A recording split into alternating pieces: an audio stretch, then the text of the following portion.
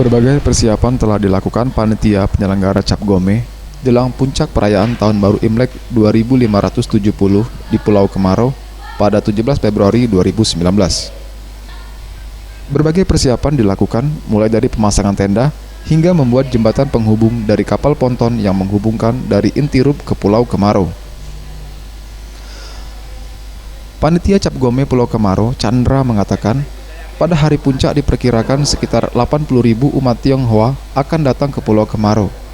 Dan pengunjung yang datang ke Pulau Kemarau tidak hanya berasal dari kota Palembang, tapi juga dari mancanegara. Untuk keamanan bagi umat yang sedang melaksanakan wisata religi ini, nantinya akan diamankan oleh pihak kepolisian dan TNI.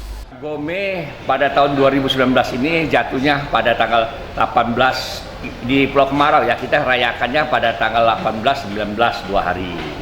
Nah, untuk persiapan kami sudah jauh-jauh hari sudah siap, pelan-pelan lah, step by step, berguyur lah orang Palembang bilang. Nah, sudah siapkan.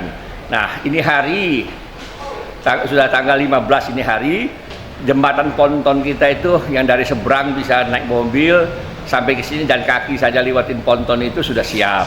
Itu terdiri dari 7 buah ponton, kurang lebih 150 sampai 200 meter lah panjangnya itu. Nah, tenda sudah pasang supaya kalau hujan tidak kehujanan, panas tidak kepanasan. Termasuk lampion sudah pasang. Mungkin besok malam sudah terang sekali di situ. Tim Liputan, Sriwijaya TV.